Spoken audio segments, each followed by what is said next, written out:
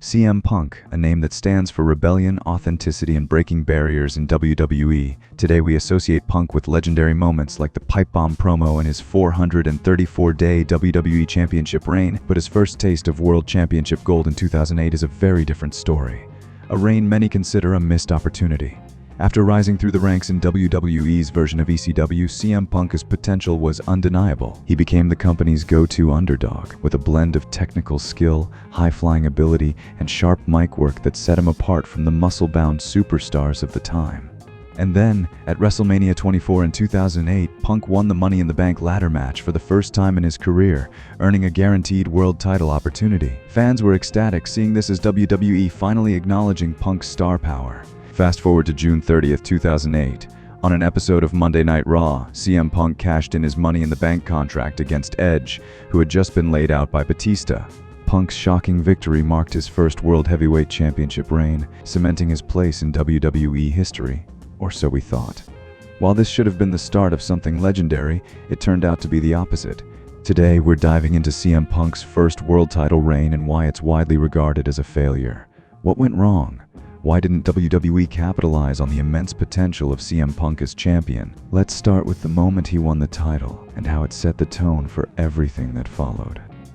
June 30th, 2008 was supposed to be a defining moment for CM Punk. On that night, Punk cashed in his Money in the Bank contract against Edge during an episode of Monday Night Raw. The moment was pure electricity. Edge, exhausted and vulnerable after being destroyed by Batista, had no chance. Punk's music hit, the crowd erupted, and within seconds he hit Edge with a GTS and captured the World Heavyweight Championship. It was a scene tailor-made for a rising star, spontaneous, dramatic, and deeply satisfying for fans. For many fans, Punk's cash-in felt like justice. Edge had built his career on opportunistic victories and underhanded tactics, so watching him get a taste of his own medicine was incredibly rewarding. Punk, the scrappy underdog who had fought his way up from WWE's ECW brand, was finally being given the spotlight. But while the cash-in created an iconic moment, it also revealed the first cracks in WWE's handling of CM Punk as champion.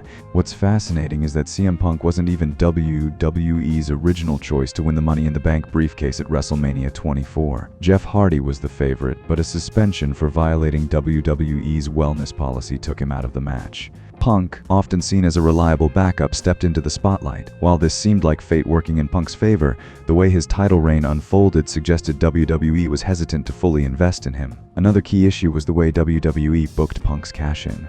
While it was exciting, it lacked build-up.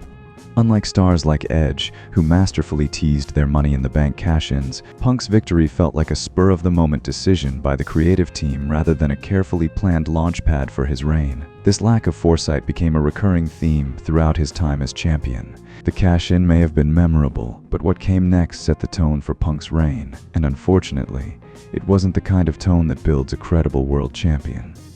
After becoming World Heavyweight Champion, CM Punk should have been positioned as a top-tier star. Instead, his reign was compromised by inconsistent booking, lackluster rivalries, and matches that did little to elevate him as a credible champion. Punk defended the title 4 times during his reign, but most of these matches lacked the high-stakes drama needed to elevate him to main event status. His first defense came on the very night he won the title, defeating JBL in a quick match that lasted only 5 minutes. While this was a good way to showcase Punk's fighting spirit, the match felt more like an impromptu brawl than a legitimate title defense. At the Great American Bash 2008, Punk faced Batista in a high-profile match that could have helped solidify his credibility as champion. Instead, the bout ended in a double disqualification after Kane interfered, robbing Punk of the clean win he needed to establish himself as a top star. A rematch against Batista on Raw just a day later also ended inconclusively, this time in a no contest. At SummerSlam 2008, Punk defended his championship against JBL, a man whose prime was already behind him. While the match was okay,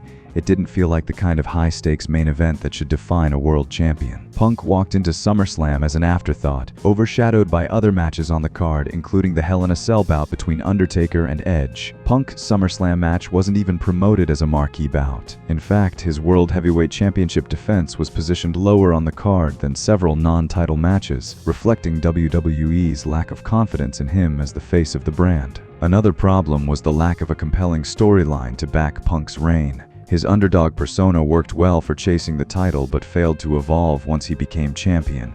WWE didn't give him the opportunity to showcase the traits that later made him iconic: his sharp wit, his rebellious attitude, and his ability to cut scathing promos. Instead, Punk was portrayed as a placeholder champion, someone who happened to be holding the belt until a more established star could take it back. As disappointing as CM Punk's reign was in terms of booking and credibility, the way it ended remains one of the most criticized aspects of his first run as World Heavyweight Champion. At Unforgiven 2008, Punk was set to defend his title in a championship scramble match. However, before the match could even begin, he was ambushed backstage by Randy Orton and the Legacy. The attack left Punk unable to compete. WWE chose to write him out of the match entirely, stripping him of the title without ever giving him the chance to fight for it.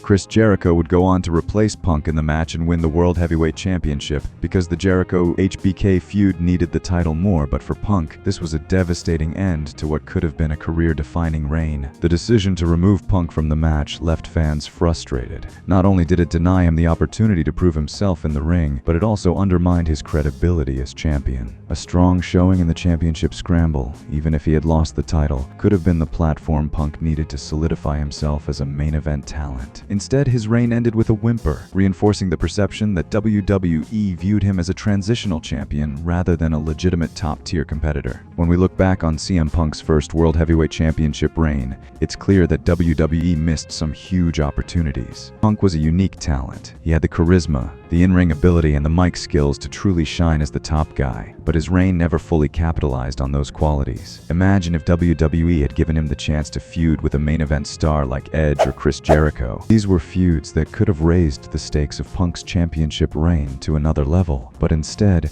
Punk found himself booked against mid-card talent or thrown into random, forgettable matches that didn't move the needle. A rivalry with Edge, for example, could have been the cornerstone of Punk's reign. Edge was a top heel at the time, and his intense personal feuds were a staple of his career. Pairing him with Punk would have created an electric dynamic. You could picture the intense promos, Edge's manipulative, evil mastermind persona going up against Punk's rebellious, anti-authority stance. Both men could have played off each other's strengths and created one of the most compelling rivalries of the era, but WWE didn't pull the trigger.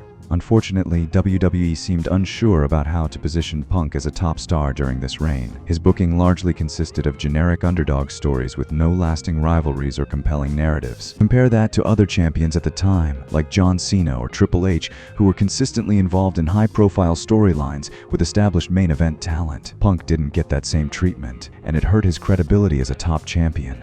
He was often booked in matches where the stakes weren't high, and the fans didn't feel like they were witnessing a true main event level title defense. Fast forward to 2011, and CM Punk's story took a dramatic turn. After years of being overlooked and misused, Punk's rise to the top was nothing short of a redemption arc. He had endured disappointments, including his first World Heavyweight Championship run, but in 2011, everything clicked. Punk's infamous pipe bomb promo shook the wrestling world to its core and set the stage for his reign as WWE Champion. This time, it wasn't just about holding a title, it was about changing the narrative, both in the storyline and in the perception of Punk himself. Punk became the voice of the voiceless. His promo hit a nerve with fans who had long felt that WWE had been ignoring the true talent it had in Punk. When he won the WWE Championship at Money in the Bank 2011, it wasn't just a victory for him, it was a victory for every fan who had ever cheered for the underdog. This time, Punk wasn't just a placeholder, he was the centerpiece of WWE, and the company couldn't ignore him anymore. This was where WWE learned from their mistakes. Punk was allowed to become the focal point of WWE's storytelling. He wasn't just slotted into an undercard position or left without compelling rivalries. Instead, WWE gave him the time, the platform, and the creative freedom to showcase everything that had made him such a unique and powerful talent in the first place. Punk proved that when given the opportunity and the right creative support, he could not only carry the company but lead it into a new era, but that's a story for another time. CM Punk's first World Heavyweight Championship reign in 2008 was a missed opportunity, a reign that was ultimately doomed by weak booking, lack of character development, and missed rivalries. Punk, with all his talent, was treated like an afterthought by WWE, which failed to see the immense potential he had as a top star. The booking of his reign never allowed him to truly showcase what made him special, and the abrupt end of his title run left many fans feeling like the story was unfinished. Despite this, Punk's first title reign wasn't entirely without value. It was a crucial chapter in his journey, a chapter that demonstrated the importance of consistent storytelling, character development, and investing in the right talent. While WWE's hesitation to fully commit to Punk as a main event star hurt his credibility in that first reign, it ultimately shaped his future path and solidified his place in WWE history.